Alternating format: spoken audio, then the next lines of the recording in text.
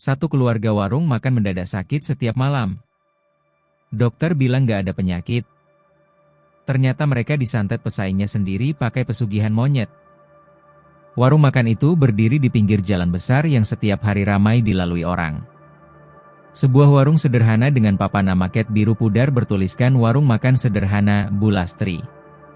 Warung itu sudah berdiri lebih dari 20 tahun. Di sanalah Bu Lastri dan suaminya, Pak Rahmat, menggantungkan hidup mereka bersama dua anaknya, Rani dan Reza.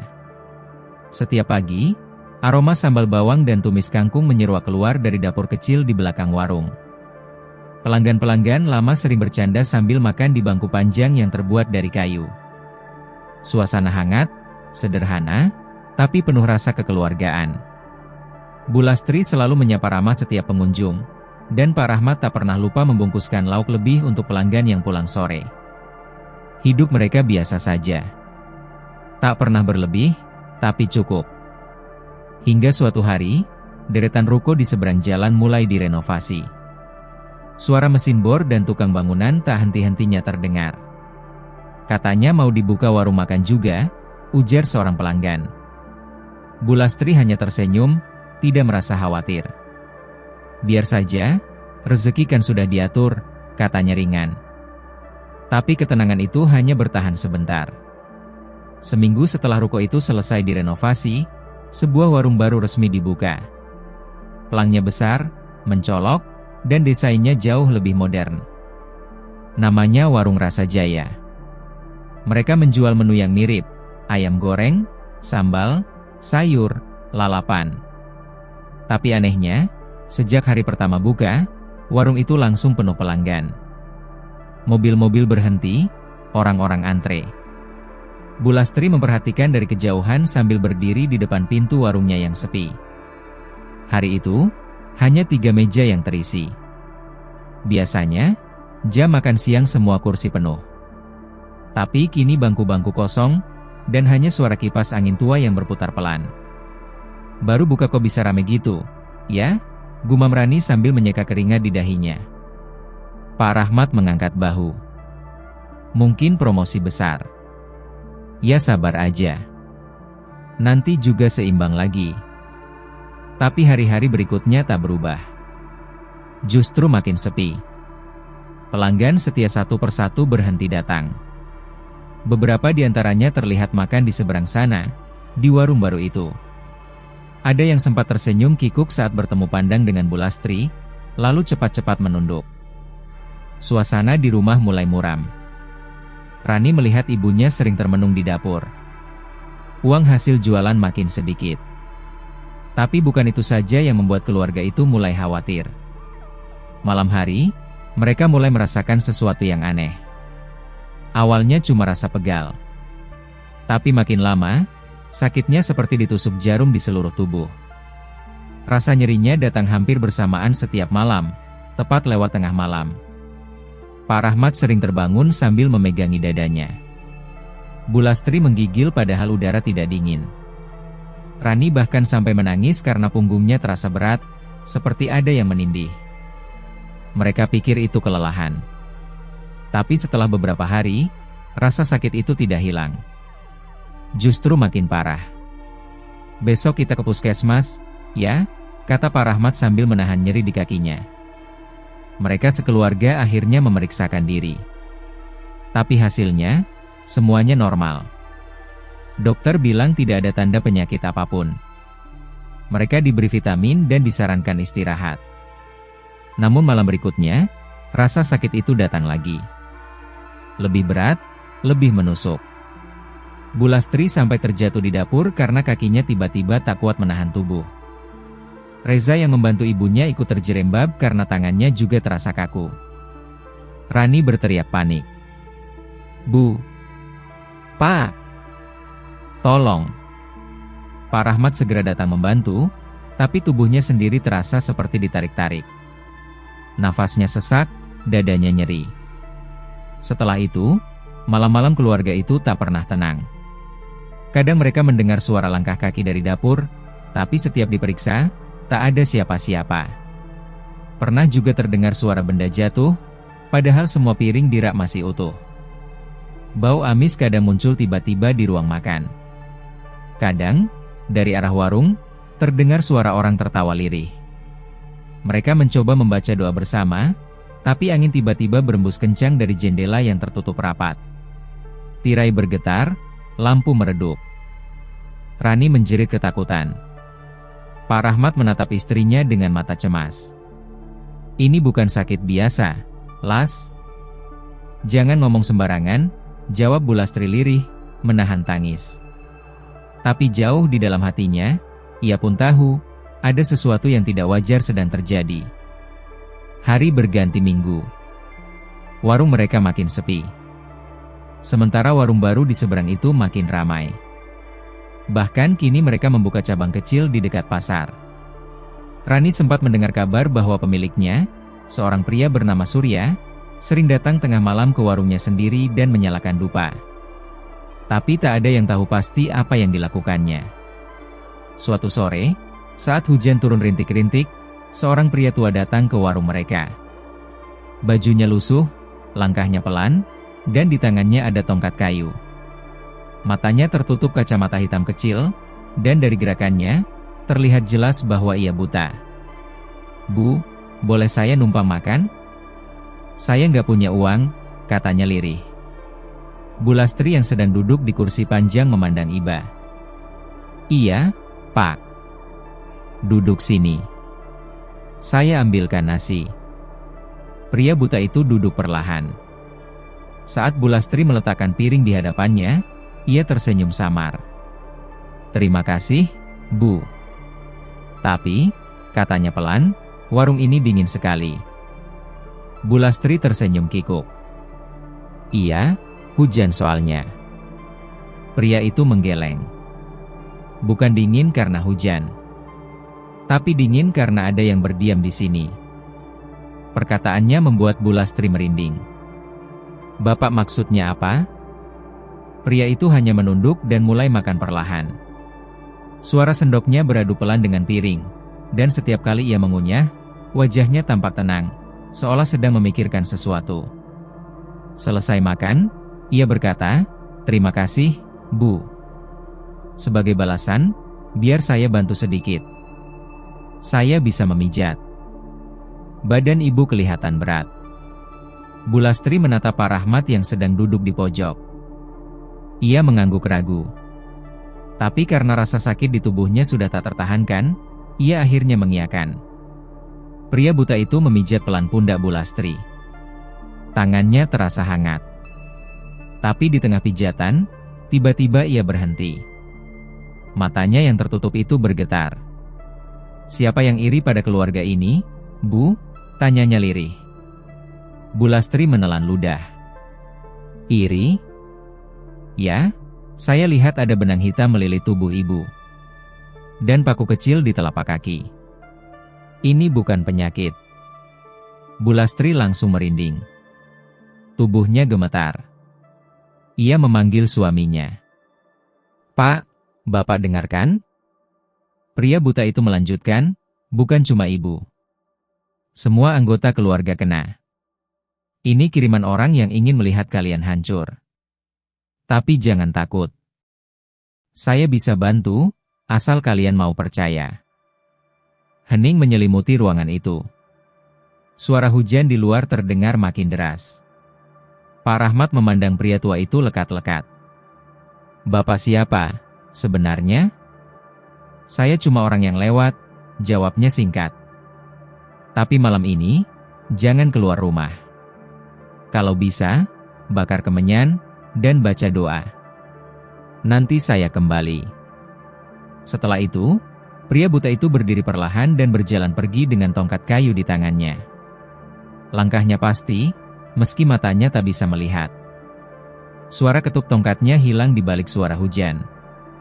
Malam itu, keluarga itu duduk bersama di ruang tengah. Hujan masih turun. Tubuh mereka terasa hangat sejak dipijat tadi. Rasa sakit itu hilang untuk sementara. Tapi perasaan aneh tak juga lenyap. "Kalau benar ini santet," ujar Pak Rahmat pelan, "berarti ada orang yang mau lihat kita sengsara." "Siapa yang tega begitu?" tanya Rani. Kita nggak punya musuh. Bu Lastri terdiam. Tapi dalam pikirannya, satu nama muncul, Surya, pemilik warung baru di seberang sana. Ia pernah datang sekali ke warung ini, pura-pura ramah, tapi tatapannya dingin dan penuh penilaian. Di luar, suara petir menggema. Tirai bergoyang meski jendela tertutup. Di dapur, sendok jatuh sendiri ke lantai. Reza berlari ketakutan dan memeluk ibunya. Pak Rahmat berdiri, menatap ke arah warung mereka yang gelap. "Siapapun kamu," gumamnya, "kalau memang kau kirim penyakit ke keluarga ini, aku bersumpah, akan aku lawan." Dan malam itu, untuk pertama kalinya, warung makan sederhana itu terasa benar-benar asing. Udara di dalam rumah bergetar halus, seperti ada yang memperhatikan mereka dari sudut gelap. Mereka tak tahu, itu baru permulaan. Sesuatu yang lebih besar sedang bergerak, dan tak ada jalan kembali. Malam berikutnya udara di sekitar rumah Pak Rahmat terasa berbeda. Angin yang masuk lewat celah-celah jendela membawa hawa dingin menusuk. Sejak pemijat buta itu datang sore tadi, suasana rumah jadi sunyi dan tegang. Tidak ada satupun dari mereka yang berani bicara keras. Bu Lastri duduk di ruang tengah sambil menatap dupa kecil yang dibakar di atas piring logam. Asapnya tipis, naik pelan ke langit-langit. Kata bapak itu, "Bakar kemenyan biar rumah gak didatangi apa-apa," ujarnya lirih.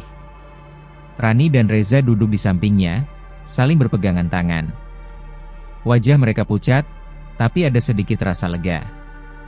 Sejak tadi sore tubuh mereka terasa ringan. Tidak ada rasa sakit di punggung atau kepala. Tapi di balik ketenangan itu, ada rasa takut yang masih tertinggal.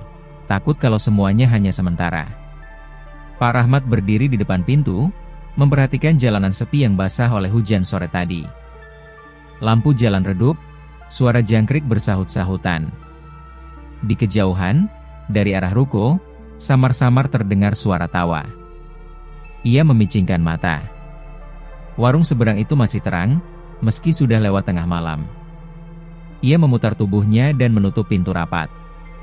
"Kita jangan keluar malam ini," kata bapak buta itu. "Ini malam penting," katanya pelan. Mereka semua masuk ke kamar masing-masing. Sebelum tidur, Bu Lastri sempat berdoa lebih lama dari biasanya. Tangannya bergetar saat menutup mata. Rasa khawatir tak juga hilang. Di kepalanya terus terbayang wajah Surya, pemilik warung baru itu. Tatapannya, senyum tipisnya, semuanya terasa tidak tulus. Malam berjalan lambat. Hujan berhenti. Udara makin dingin. Sekitar pukul 2 dini hari, Reza terbangun. Ia merasa ada sesuatu di dadanya. Berat. Seperti ada orang duduk di atas tubuhnya. Matanya terbuka tapi tidak bisa bergerak. Nafasnya sesak. Dalam gelap, ia melihat bayangan hitam di atasnya. Wajahnya samar, tapi mata merahnya menyala. Reza ingin berteriak, tapi suara tak keluar. Tangan dan kakinya kaku. Ia hanya bisa menangis dalam hati, tubuhnya menegang. Bayangan itu menunduk, mendekatkan wajahnya ke telinga Reza, lalu terdengar suara berbisik pelan. "Kalian gak akan bisa lepas." Tiba-tiba, pintu kamar terbuka keras. Pak Rahmat berlari masuk. "Reza, kamu kenapa?" Sekejap bayangan itu menghilang. Reza langsung bisa bergerak, terengah-engah, keringat membasahi seluruh tubuhnya. Ia memeluk ayahnya sambil menangis. "Ada orang, Pak?" Ada orang duduk di atas badan Reza. Pak Rahmat memandang sekeliling kamar, tapi tak ada siapa-siapa. Hanya udara dingin dan bau amis yang samar. Ia menggenggam bahu anaknya. "Gak apa-apa, Nak. Sudah gak ada siapa-siapa." Malam itu mereka tidak tidur. Semua berkumpul di ruang tengah, menyalakan semua lampu, duduk berdekatan sambil membaca doa. Bu Lastri memegang tasbih, Rani bergetar menahan takut. Di luar, angin berhembus kencang. Dupa yang diletakkan di meja tiba-tiba mati. Asapnya berhenti, dan ruangan terasa lebih dingin. Tiba-tiba terdengar suara keras dari dapur. Brak! Semuanya terlonjak. Pak Rahmat segera berdiri, berlari ke arah dapur. Panci besar terjatuh ke lantai, padahal tidak ada siapapun di sana. Rani menutup mulut menahan tangis. Pak, ini kenapa sih? Kok kayak nggak berhenti-berhenti? Pak Rahmat menatap mereka semua. Ini bukan penyakit. Ini kiriman, ucapnya mantap. Kita harus cari bapak buta itu. Besok pagi kita cari. Pagi harinya, setelah subuh, mereka menelusuri jalan-jalan kecil di sekitar warung. Mereka bertanya pada beberapa orang di pinggir jalan, di warung kopi, bahkan ke tukang parkir. Tapi tak ada satupun yang tahu siapa pria buta itu. Buta? Bawa tongkat kayu? Wah, saya belum pernah lihat, Pak, jawab salah satu pedagang nasi uduk. Mereka terus mencari sampai siang, tapi hasilnya nihil. Seolah pria itu datang entah dari mana, lalu menghilang tanpa jejak. Sore harinya, tubuh Bulastri kembali terasa nyeri. Tapi kali ini rasa sakitnya berpindah-pindah, dari punggung ke dada, lalu ke kepala. Ia terduduk di kursi sambil memegangi dada, wajahnya pucat. Pak, aku nggak kuat, suaranya lirih. Pak Rahmat segera memeluk istrinya. Rani menangis, Reza panik. Tiba-tiba, dari arah pintu depan, terdengar ketukan 3 kali. Tok, tok, tok. Semua terdiam. Tak ada yang berani menjawab. Ketukan itu terdengar lagi, lebih keras. Pak Rahmat memberanikan diri membuka pintu. Dan di sana, berdiri pria buta itu, dengan tongkat kayu di tangannya. Wajahnya tenang. Saya sudah bilang, malam kemarin jangan keluar, kan? Katanya pelan. Pak Rahmat terkejut. Bapak dari mana? Kami cari seharian. Pria itu tersenyum tipis.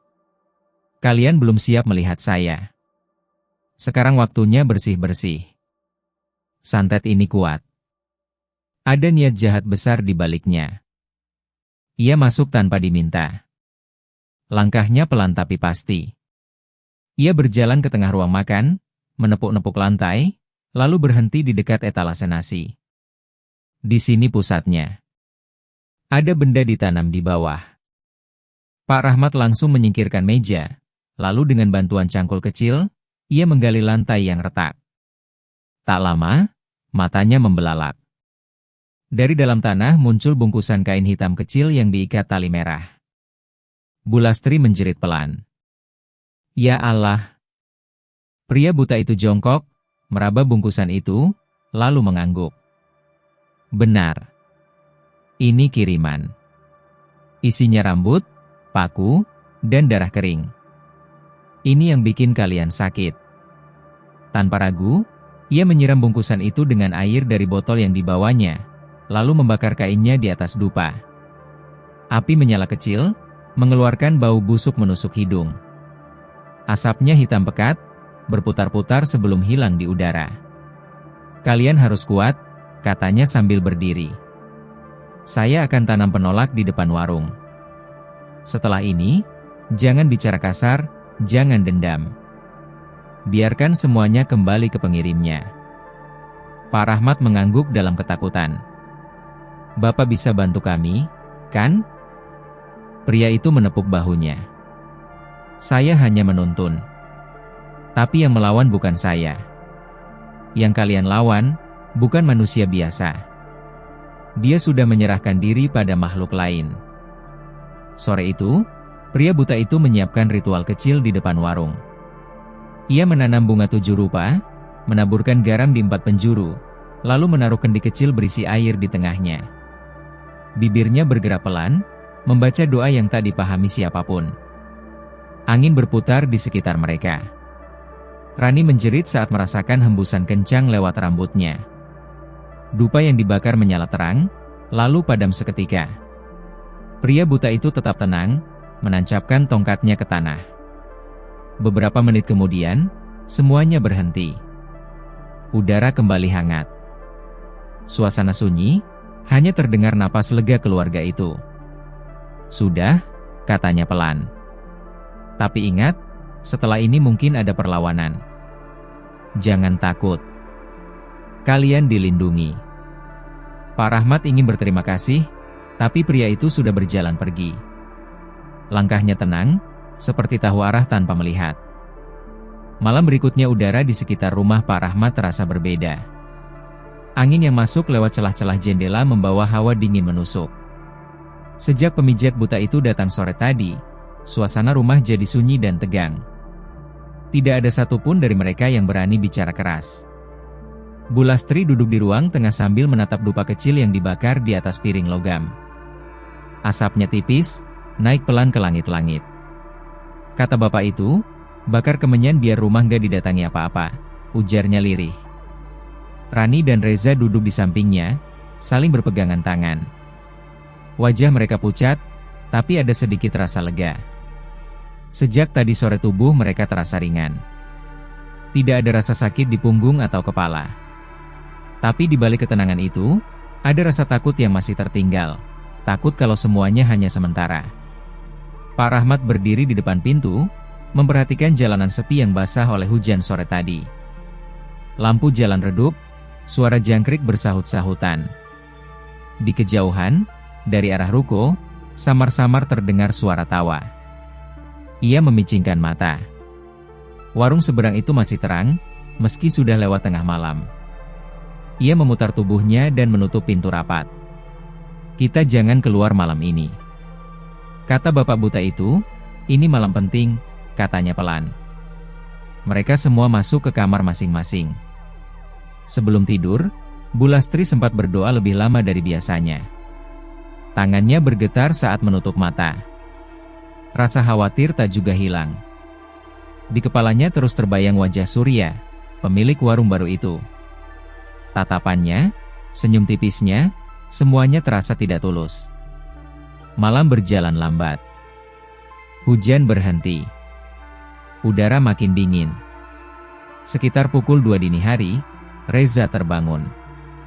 Ia merasa ada sesuatu di dadanya. Berat.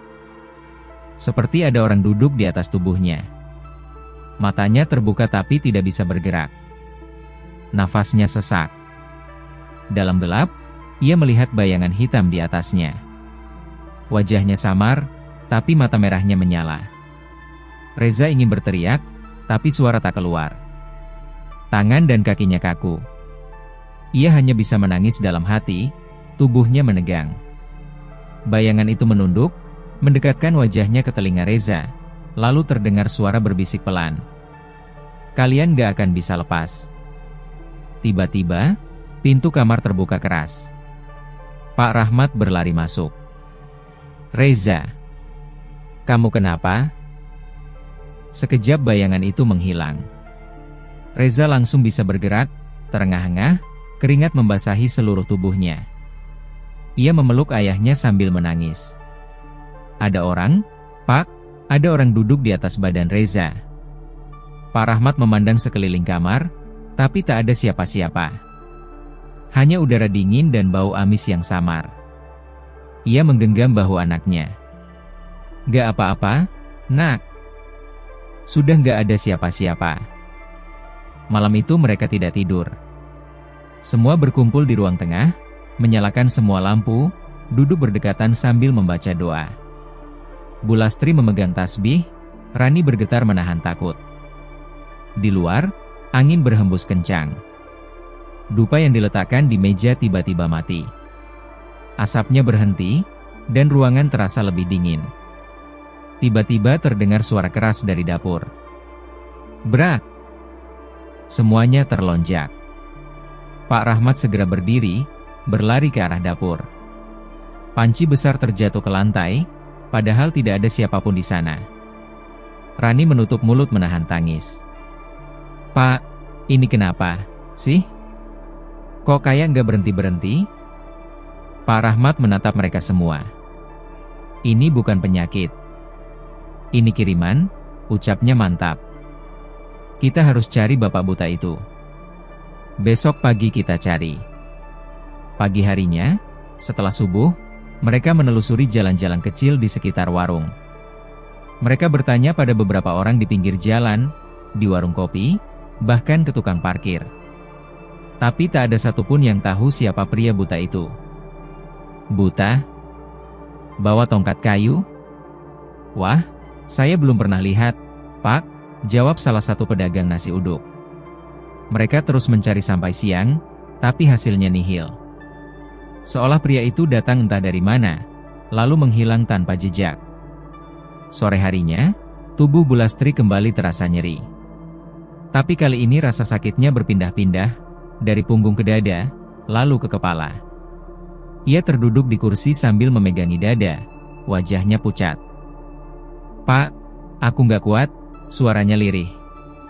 Pak Rahmat segera memeluk istrinya. Rani menangis, Reza panik. Tiba-tiba, dari arah pintu depan, terdengar ketukan 3 kali. Tok, tok, tok. Semua terdiam. Tak ada yang berani menjawab. Ketukan itu terdengar lagi, lebih keras. Pak Rahmat memberanikan diri membuka pintu. Dan di sana, berdiri pria buta itu, dengan tongkat kayu di tangannya. Wajahnya tenang. Saya sudah bilang, malam kemarin jangan keluar, kan? Katanya pelan. Pak Rahmat terkejut. Bapak dari mana? Kami cari seharian. Pria itu tersenyum tipis. Kalian belum siap melihat saya. Sekarang waktunya bersih-bersih. Santet ini kuat. Ada niat jahat besar di baliknya. Ia masuk tanpa diminta. Langkahnya pelan tapi pasti. Ia berjalan ke tengah ruang makan, menepuk-nepuk lantai, lalu berhenti di dekat etalase nasi.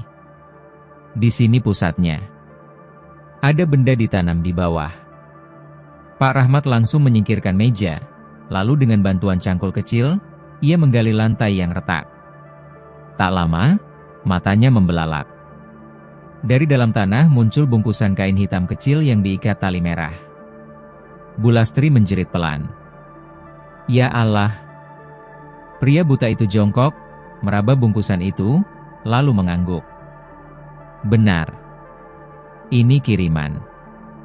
Isinya rambut, paku, dan darah kering. Ini yang bikin kalian sakit. Tanpa ragu, ia menyiram bungkusan itu dengan air dari botol yang dibawanya, lalu membakar kainnya di atas dupa. Api menyala kecil, mengeluarkan bau busuk menusuk hidung. Asapnya hitam pekat, berputar-putar sebelum hilang di udara. Kalian harus kuat, katanya sambil berdiri. Saya akan tanam penolak di depan warung. Setelah ini, jangan bicara kasar, jangan dendam. Biarkan semuanya kembali ke pengirimnya. Pak Rahmat mengangguk dalam ketakutan. Bapak bisa bantu kami, kan? Pria itu menepuk bahunya. Saya hanya menuntun. Tapi yang melawan bukan saya. Yang kalian lawan, bukan manusia biasa. Dia sudah menyerahkan diri pada makhluk lain.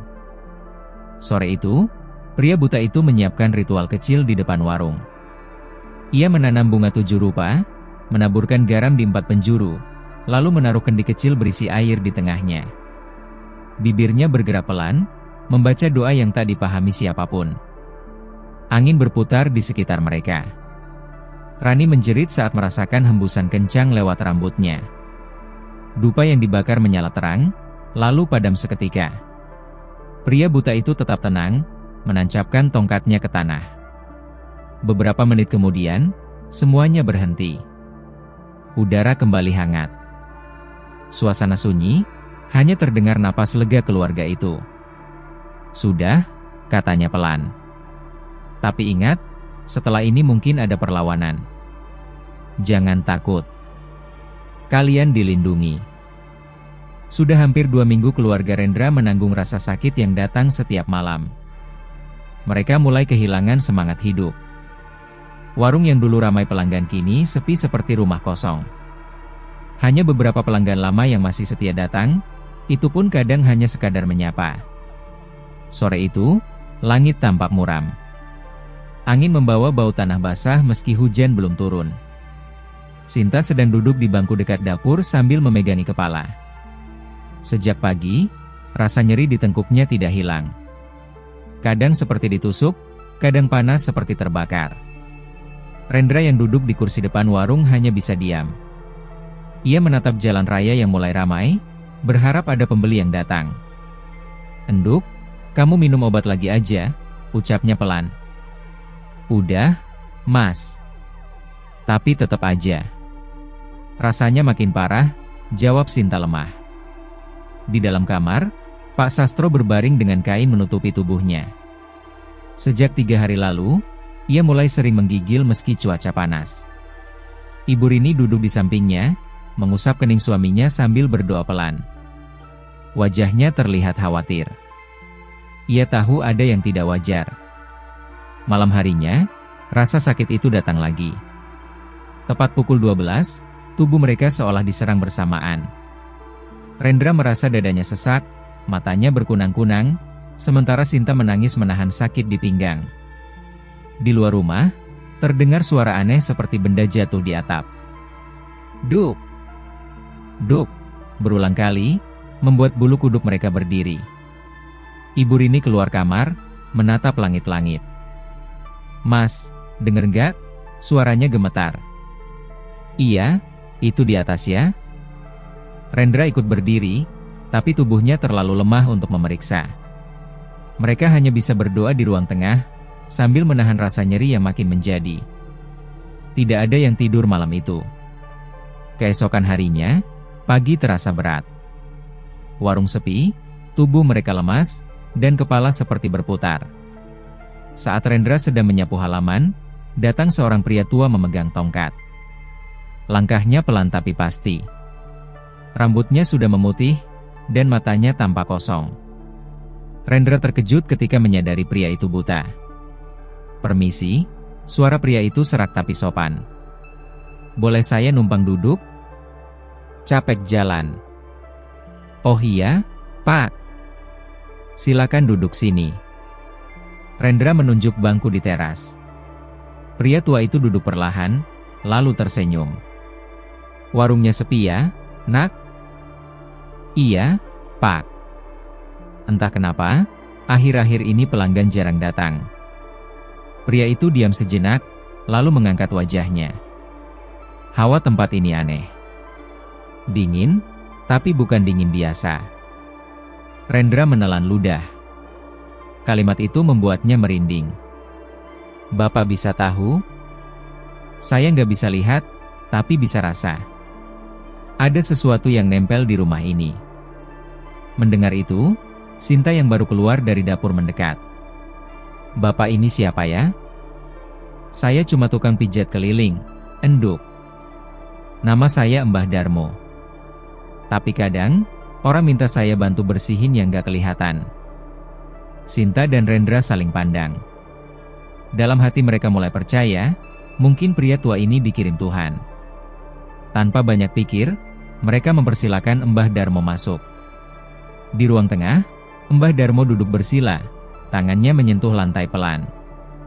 Ia bergumam pelan, seperti sedang membaca doa. Di sini ya," gumamnya sambil mengangguk pelan. "Hawa hitamnya kuat sekali." "Bapak tahu kenapa keluarga kami sering sakit?" tanya Sinta pelan. Mbah Darmo menghela napas. "Kalian disantet. Ada yang kirim dari luar, lewat makanan." Ibu Rini yang baru keluar kamar langsung menutup mulutnya. "Ya Allah, siapa yang tega?" "Saya belum tahu siapa, tapi ini niatnya jahat. Mau ngancurin rezeki kalian." Rendra menatap lantai. Ingatannya melayang ke warung baru di seberang ruko, yang kini selalu penuh pembeli. Apa mungkin mereka? Batinnya mulai menduga. Mbah Darmo berdiri, menepuk lututnya. "Saya bisa bantu, tapi harus pelan-pelan. Sekarang, biar saya pijat dulu." Racun gaibnya harus dikeluarin lewat tubuh. Satu persatu, anggota keluarga dipijat oleh Mbah Darmo. Ia menggunakan minyak kelapa dan ramuan daun sirih. Setiap kali tangannya menyentuh tubuh mereka, muncul reaksi aneh. Kulit terasa panas, perih, lalu seperti ada sesuatu keluar dari pori-pori. Sinta sampai menjerit kecil. Aduh! Panas, Pak! Sabar, enduk. Itu yang nyerang kamu keluar. Setelah semuanya dipijat, Mbah Darmo duduk kembali, mengelap tangannya. Malam ini kalian bakal bisa tidur. Tapi jangan lupa, besok saya harus balik lagi. Saya mau bersihin halaman depan. Di sana ada yang ditanam. Rendra mengangguk cepat. Iya, Pak. Terima kasih banyak. Malam itu, untuk pertama kalinya dalam berminggu-minggu, keluarga itu bisa tidur tenang. Tidak ada nyeri, tidak ada suara di atap, tidak ada rasa takut. Semua terasa ringan. Pagi harinya, mereka terbangun dengan tubuh segar. Sinta bahkan bisa tersenyum lagi. Mas, aku nggak sakit, serunya sambil tertawa kecil. Rendra pun memeluk adiknya dengan lega. Sekitar pukul 8, Mbah Darmo datang lagi. Ia membawa tas kecil berisi dupa, garam kasar, dan seikat daun pandan. Ayo, nak. Kita lihat depan warungmu. Ia berjalan perlahan menuju halaman depan, lalu berhenti di dekat pot bunga. Di sini, tanpa ragu, ia menyuruh Rendra menggali tanah di bawah pot. Setelah beberapa sekop, muncullah sesuatu yang membuat mereka merinding. Seikat rambut manusia, potongan kain merah, dan paku kecil berkarat. Ibu Rini langsung mundur sambil menutup mulutnya. Ya Allah! Inilah sumbernya, kata Mbah Darmo pelan. Ini santet kiriman. Isinya sakit dan sial. Rendra menatap benda itu dengan wajah tegang. Bapak bisa musnahkan? Mbah Darmo mengangguk. Bisa. Tapi harus dikembalikan ke pengirimnya. Kalau cuma dibuang, nanti balik lagi. Tanpa banyak bicara, ia menyalakan dupa dan menaburkan garam di sekitar lubang. Mulutnya komat-kamit membaca doa, sementara asap dupa berputar seperti disedot ke tanah. Angin berhembus pelan, membuat suara gemerisik di daun-daun. Beberapa menit kemudian, Mbah Darmo berdiri. Sudah. Jangan takut. Sekarang mereka nggak bisa ganggu lagi. Tapi ingat, yang ngirim pasti akan kena balasannya. Rendra hanya bisa diam. Ia tidak ingin menuduh siapapun, tapi di hatinya sudah terlintas satu nama, pemilik warung baru di seberang ruko, yang sejak awal selalu menatap sini setiap kali berpapasan. Hari itu warung mereka terasa berbeda. Udara lebih ringan, pelanggan mulai berdatangan lagi, dan wajah mereka semua berseri. Tapi di balik kelegaan itu, terselip rasa penasaran, siapa yang tega melakukan semua ini? Malamnya, saat keluarga itu duduk di ruang tengah, Sinta mendengar suara di luar, seperti seseorang berjalan pelan di depan rumah. Ia mengintip lewat jendela, tapi tidak melihat siapapun. Hanya ada bayangan samar menatap dari seberang jalan. Bayangan itu berdiri di depan warung baru, lalu perlahan menghilang. Sinta memejamkan mata. Entah mengapa, hatinya merasa dingin. Ia yakin, masalah ini belum selesai. Pak Rahmat ingin berterima kasih, tapi pria itu sudah berjalan pergi. Langkahnya tenang, seperti tahu arah tanpa melihat. Malamnya, keluarga itu merasa jauh lebih baik. Tidak ada lagi rasa sakit. Mereka bisa makan dengan lahap, bahkan tertawa kecil setelah sekian lama. Bu Lastri memandangi wajah anak-anaknya, air matanya menetes, bukan karena sedih, tapi lega. Kayaknya kita mulai sembuh, Pak, katanya sambil tersenyum tipis. Pak Rahmat mengangguk. Iya. Mungkin Allah kirim dia buat bantu kita. Tapi ketenangan itu tak bertahan lama. Sekitar tengah malam, saat mereka semua sudah tertidur, suara keras terdengar dari luar. Seperti benda berat jatuh. Duuk. Pak Rahmat terbangun, berlari keluar. Di depan warung, kendi kecil yang tadi ditanam oleh pria buta itu pecah berkeping-keping. Airnya menyebar ke tanah, dan dari arah ruko seberang, terdengar jeritan panjang yang mengerikan. Jeritan itu begitu nyaring, menusuk telinga, dan disusul oleh suara tawa aneh, rendah dan serak, seperti berasal dari tenggorokan binatang. Bu Lastri keluar sambil menutup mulutnya ketakutan. "Pak, itu suara apa?" Pak Rahmat tidak menjawab. Ia hanya berdiri mematung, menatap ke arah warung baru di seberang. Lampu di sana berkedip-kedip, lalu padam total. Dan dari dalam kegelapan, samar-samar, ia melihat bayangan hitam melintas cepat, seolah mundur terburu-buru ke arah ruko seberang, meninggalkan jejak bau amis dan asap tipis. Di dadanya, Pak Rahmat merasa sesuatu bergetar.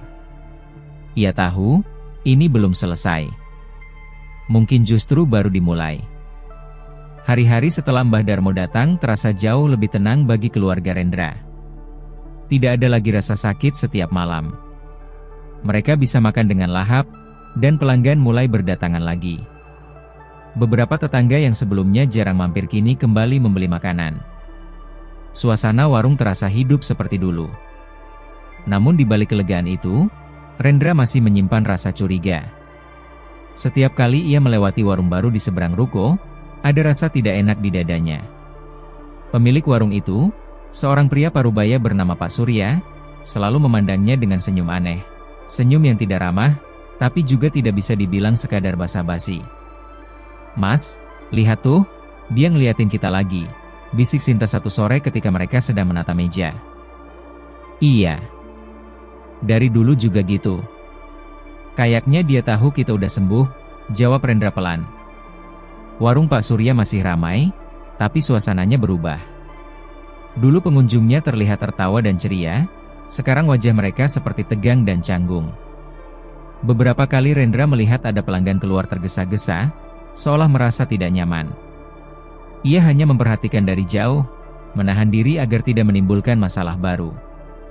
Suatu malam, ketika warung sudah tutup, Rendra sedang membersihkan lantai. Ibu Rini dan Sinta sudah masuk kamar, sementara Pak Sastro duduk di kursi depan sambil membaca doa. Tiba-tiba terdengar suara ketukan pelan di pintu depan. Tok, tok, tok. Rendra berhenti menyapu. Jam di dinding menunjukkan pukul 12.03 malam. Tidak mungkin ada tamu jam segini. Ia menatap ke arah pintu, lalu memanggil ayahnya. "Pak, ada yang ketok pintu." "Jam segini? Siapa? Ya?" Mereka berdua saling tatap. Dengan hati-hati, Rendra berjalan mendekati pintu. Ia membuka sedikit celah, tapi tidak melihat siapapun di luar. Hanya jalanan sepi dengan cahaya lampu jalan yang temaram. Angin malam terasa dingin dan lembab. Rendra menutup pintu lagi. "Gak ada siapa-siapa, Pak." Tapi baru saja ia berbalik, terdengar lagi suara ketukan. Kali ini lebih keras. Tok! Tok! Tok! Pak Sastro berdiri cepat. "Jangan dibuka dulu. Baca doa." Rendra langsung menunduk, membaca ayat kursi pelan-pelan. Suara ketukan berhenti tiba-tiba. Sunyi. Tapi hawa di dalam rumah berubah. Udara terasa lebih berat, seperti ada sesuatu yang ikut masuk. Dari arah dapur terdengar bunyi piring jatuh. "Perang!" Sinta keluar kamar sambil terkejut. "Mas, itu suara apa?" "Gak tahu, dari dapur." Mereka bertiga berjalan perlahan ke arah dapur. Lampu remang-remang membuat bayangan di dinding terlihat bergerak. Saat Rendra sampai di pintu dapur, ia melihat sebuah piring pecah di lantai. Di atas meja, ada bekas kaki kucing berlumpur yang mengarah ke jendela terbuka. "Ada kucing masuk, Mas?" tanya Sinta pelan. Rendra menggeleng. "Tapi dari mana?" "Jendelanya tadi ketutup." Tiba-tiba, dari luar terdengar suara lolongan aneh. Seperti suara binatang, tapi bukan anjing. Suaranya panjang, serak, dan menusuk telinga. Semua bulu kuduk mereka berdiri. Pak Sastro langsung berkata cepat, "Cepat ambil air garam di rak." tabur di setiap sudut rumah. Malam itu mereka tidak tidur. Rendra menaburkan garam di semua sudut, sementara Sinta menyalakan dupa kecil pemberian Mbah Darmo. Setelah semua dilakukan, suara-suara itu menghilang. Tapi mereka semua tahu, ini pertanda, gangguan belum sepenuhnya selesai. Keesokan paginya, Rendra pergi menemui Mbah Darmo di ujung gang, tempat biasa pria tua itu duduk menunggu pelanggan. Ketika Rendra menceritakan kejadian tadi malam, wajah Mbah Darmo langsung serius. Berarti yang ngirim mulai panik, katanya tenang. Panik? Iya. Santetnya udah balik arah. Tapi orangnya belum siap nerima. Biasanya, mereka bakal ngalamin kejadian aneh sebelum benar-benar kena. Bapak yakin? Saya udah sering lihat. Tapi jangan khawatir, kalian udah dilindungi. Cuma jangan keluar rumah tengah malam. Jangan jawab panggilan siapapun di luar jam 12. Rendra mengangguk. Ia pulang dengan hati waspada. Hari berganti hari. Warung keluarga itu makin ramai, tapi sebaliknya, warung Pak Surya mulai sepi. Pelanggan sering mengeluh makanan di sana terasa pahit, bahkan ada yang muntah usai makan. Rumor mulai menyebar bahwa ada yang aneh di warung itu. Suatu malam, hujan deras mengguyur kampung. Petir menyambar berkali-kali. Rendra sedang menutup tirai warung ketika tiba-tiba terdengar suara keras dari arah seberang. Beberapa orang berteriak. Ia keluar dan melihat beberapa tetangga berkerumun di depan warung Pak Surya. Rendra menghampiri, ikut melihat. Dari balik jendela warung yang terbuka, tampak Pak Surya tergeletak di lantai, tubuhnya menggeliat kesakitan. Wajahnya pucat, matanya merah, dan dari mulutnya keluar busa putih. Cepat panggil ambulans, teriak seseorang. Tapi sebelum ambulans datang, Pak Surya mendadak berhenti bergerak. Tubuhnya kaku, dan warna kulitnya berubah gelap, seperti terbakar dari dalam. Beberapa orang menjerit ketakutan. Sinta yang ikut datang hanya bisa menatap dengan ngeri. Mas, itu. Rendra menarik tangannya. Ayo, jangan lihat lama-lama. Malam itu, polisi datang, tapi tidak menemukan sebab jelas kematian Pak Surya. Dokter bilang tidak ada tanda luka atau racun. Semua tampak normal, kecuali perubahan warna kulit yang misterius. Keesokan paginya, kabar itu tersebar cepat. Orang-orang mulai mengaitkan kematian itu dengan hal-hal gaib. Beberapa bilang, Pak Surya pernah memelihara kera besar di belakang rumahnya, tapi binatang itu hilang entah kemana. Ada juga yang bersumpah melihat bayangan monyet hitam melompat di atap warung beberapa malam sebelum kejadian. Rendra hanya bisa diam. Ia tahu semua itu bukan kebetulan. Malamnya, Mbah Darmo datang ke warungnya. Ia duduk di bangku depan sambil meminum teh hangat yang disuguhkan Sinta. Sudah selesai, nak, katanya tenang. Yang jahat udah dapat balasannya. Rendra menatapnya penuh hormat. Terima kasih, Mbah. Kalau nggak ada Mbah, mungkin kami udah nggak sanggup. Mbah Darmo tersenyum tipis. Saya cuma perantara. Keadilan itu milik Gusti Allah. Kalian jaga diri, jangan sombong. Kalau ada rezeki lebih, bantu orang yang susah. Itu cara paling ampuh buat tolak santet. Setelah itu, Mbah Darmo pamit.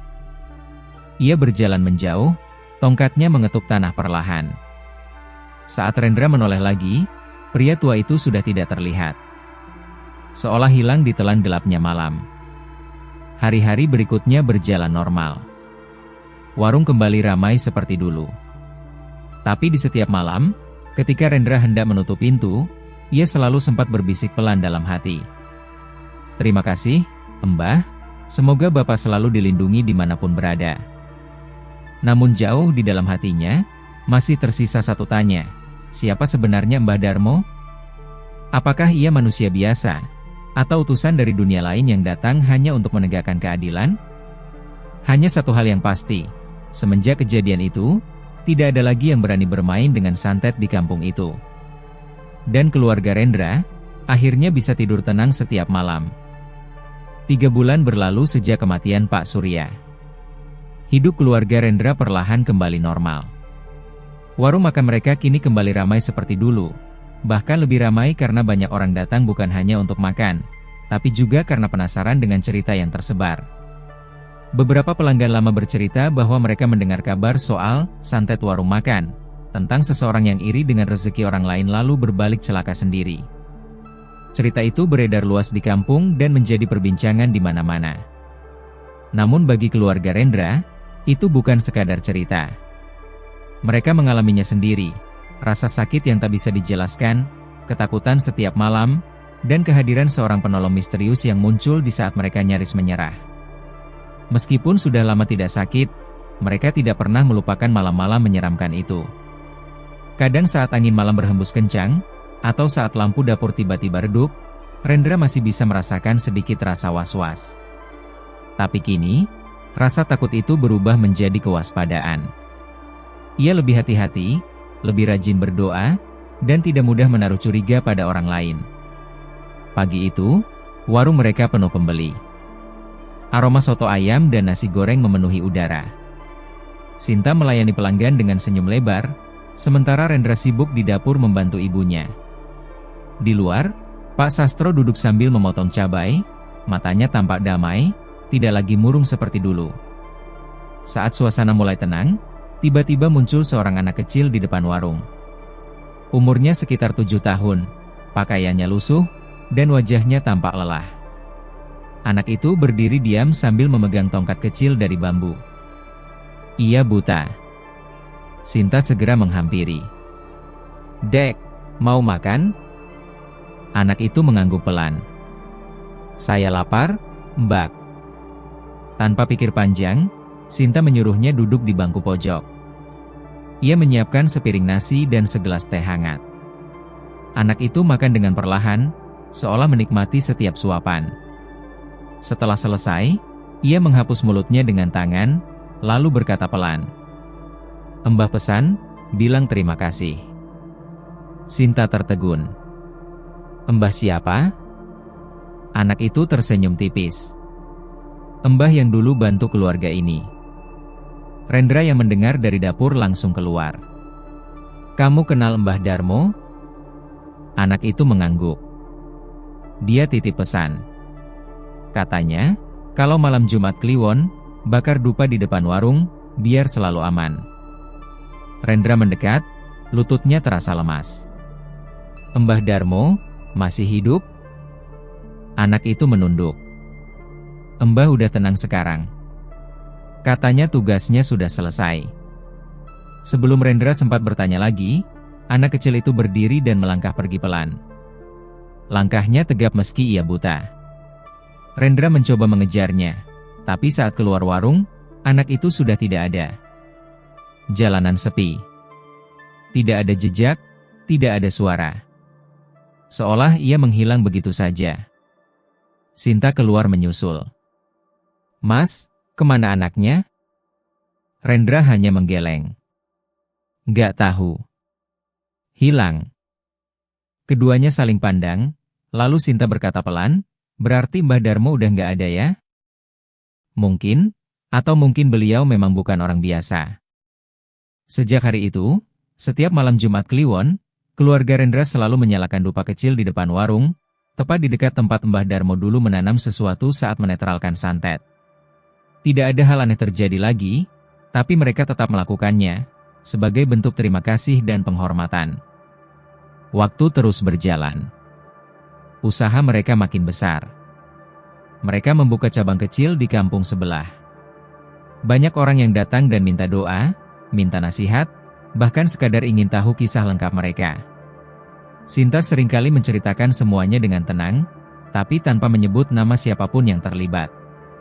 "Yang penting, jangan iri sama rezeki orang lain," katanya setiap kali menutup cerita. "Kalau iri, malah bisa makan diri sendiri." Namun ada satu hal yang tidak pernah mereka ceritakan pada siapapun, tentang malam-malam menyeramkan, suara di atap, dan benda-benda aneh yang dikubur di halaman. Mereka sepakat, itu cukup mereka yang tahu. Suatu sore, Ketika Rendra menutup warung, angin bertiup kencang membawa aroma dupa. Ia menatap ke arah ujung gang, tempat Mbah Darmo dulu biasa duduk menunggu pelanggan. Untuk sesaat, ia melihat sosok samar, seorang pria tua dengan tongkat, tersenyum kepadanya. Rendra memejamkan mata sejenak. Saat membuka lagi, sosok itu sudah hilang. Tapi entah kenapa, dada Rendra terasa hangat. Seolah ia tahu, pria itu masih menjaga mereka dari jauh. Malamnya, ia duduk di teras sambil menyeruput teh. Langit cerah, bulan tampak bulat sempurna. Sinta duduk di sampingnya, memandangi jalan yang sepi. "Mas," katanya pelan, "kalau aja dulu kita nggak ketemu Mbah Darmo, mungkin kita udah nggak punya apa-apa." Rendra tersenyum kecil. "Iya, Tuhan ngirim dia di waktu yang pas." "Mas pikir, Mbah Darmo itu siapa, ya?" Rendra menghela napas. "Gak tahu, Sin. Tapi yang pasti, dia orang baik. Dan orang baik itu, walau udah gak kelihatan, doanya masih nyampai ke langit." Keduanya terdiam. Hanya suara jangkrik yang terdengar, berpadu dengan angin malam yang lembut. Beberapa minggu kemudian, datang seorang wartawan lokal yang ingin mewawancarai mereka untuk artikel tentang kisah nyata santet warung makan. Awalnya mereka ragu, tapi akhirnya Rendra mengizinkan, dengan satu syarat, nama pelaku tidak disebut, dan jangan dibuat terlalu heboh. Saat wawancara, wartawan itu bertanya, "Mas Rendra, apa yang paling berkesan dari pengalaman itu?" Rendra menjawab, bahwa kebaikan selalu punya jalan untuk menang. Dan yang jahat, cepat atau lambat, bakal kena balasannya sendiri. Artikel itu terbit seminggu kemudian. Banyak orang yang membaca, dan kisah mereka pun dikenal luas. Tapi tidak semua orang percaya.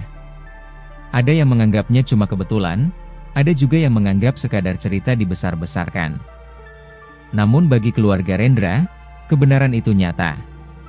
Setiap malam mereka masih merasakan hawa hangat di sekitar rumah, seperti pelukan tak kasat mata yang menjaga.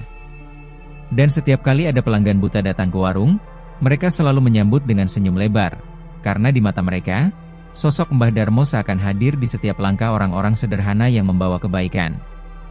Suatu malam, ketika Rendra hendak menutup warung, seekor kucing hitam melintas pelan di depan pintu. Bukannya takut, ia justru tersenyum.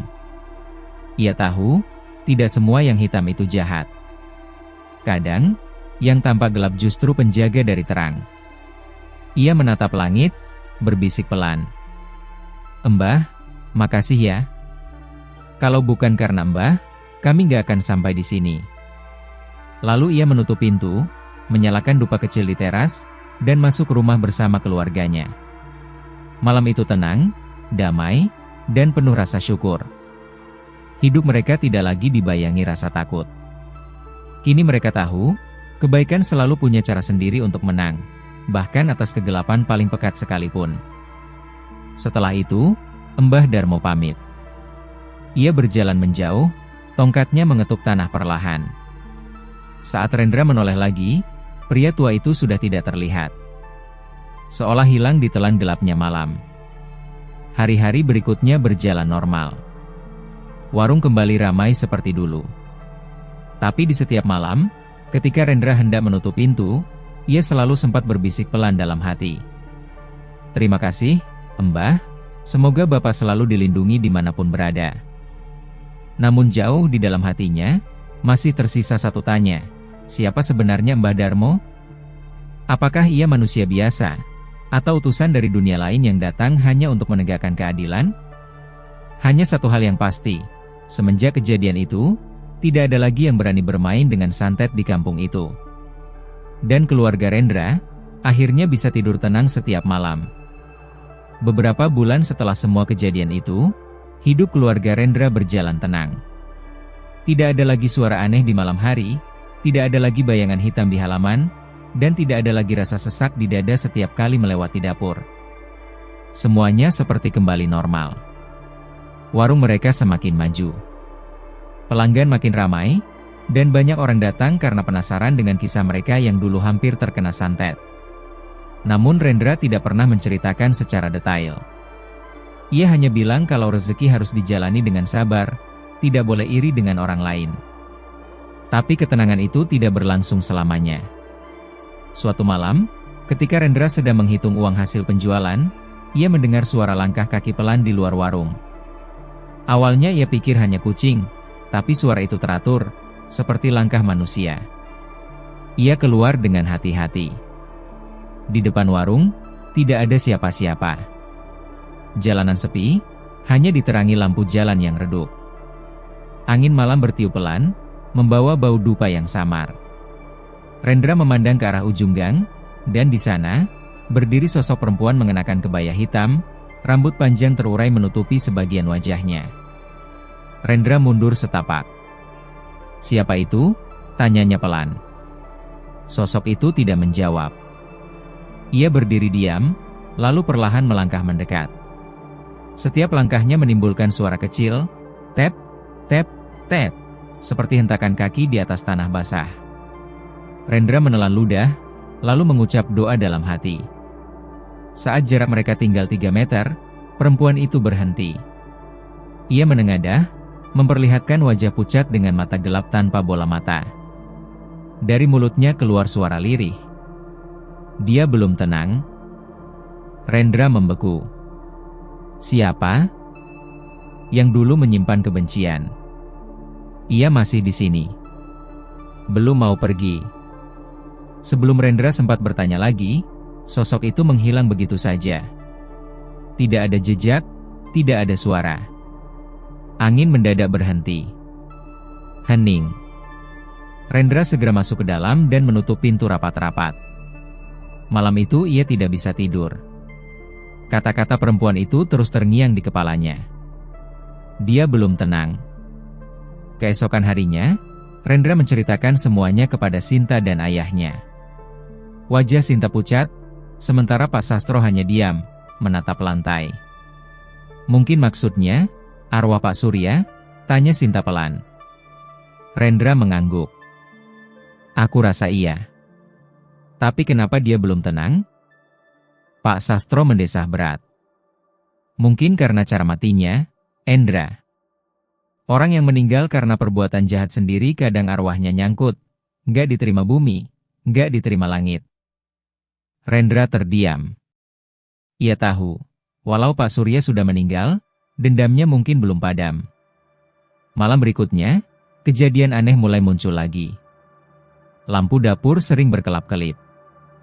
Di tengah malam, terdengar suara orang mengetuk pintu belakang 3 kali. Tok, tok, tok. Tapi setiap dibuka, tidak ada siapapun. Bahkan Sinta pernah bermimpi didatangi sosok Pak Surya. Wajahnya penuh luka, matanya merah menyala. Dalam mimpi itu, ia berkata, "Aku nggak mau sendiri di sini, aku mau mereka juga ikut." Sinta terbangun sambil menjerit. Rendra langsung memeluknya. Wajah istrinya pucat, tubuhnya gemetar.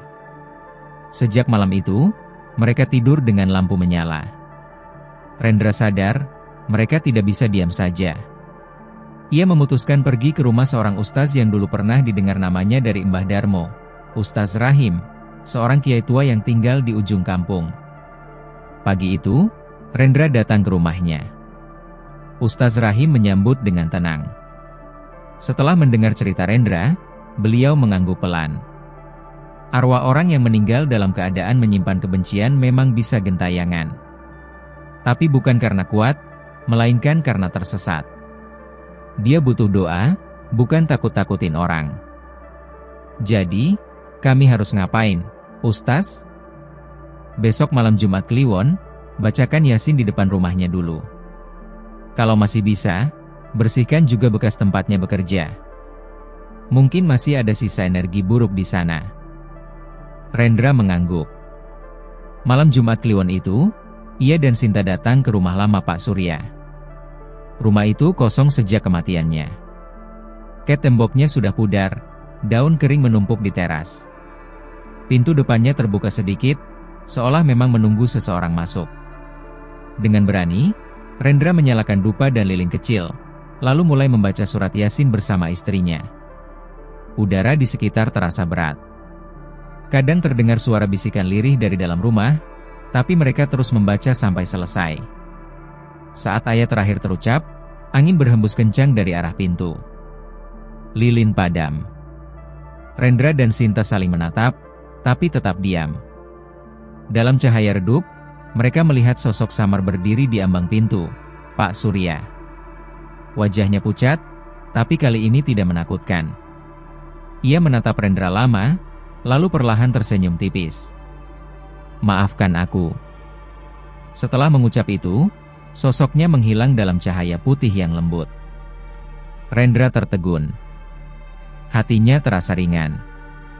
Angin di sekitarnya mendadak hangat. Sinta menatap suaminya, matanya berkaca-kaca. "Mas, udah selesai ya?" Rendra mengangguk. "Iya. Kayaknya sekarang dia udah tenang." Mereka kembali ke rumah dengan perasaan lega. Sejak malam itu, tidak ada lagi suara aneh, tidak ada lagi mimpi buruk. Warung mereka berjalan seperti biasa.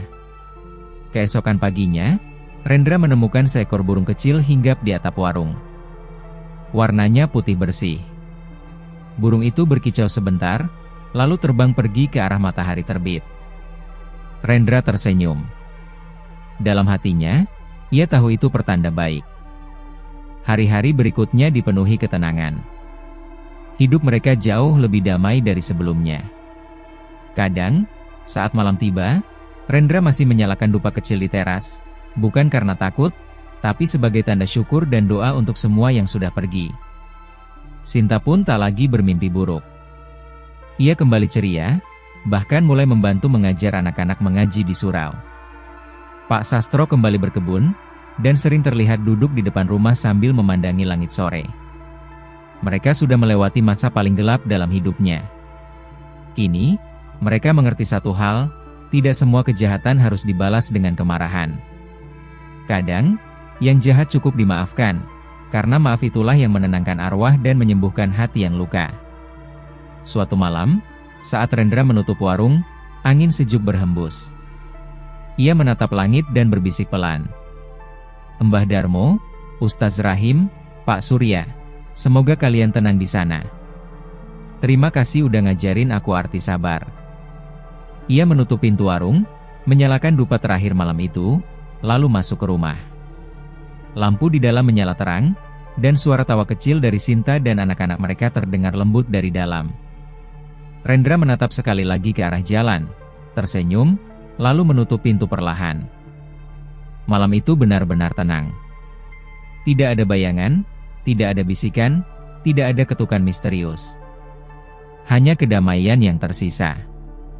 Dan di atas langit, di antara bintang-bintang, seolah ada 3 cahaya kecil yang berkelip, seperti tanda bahwa semua roh yang pernah terikat di bumi kini telah menemukan jalannya pulang.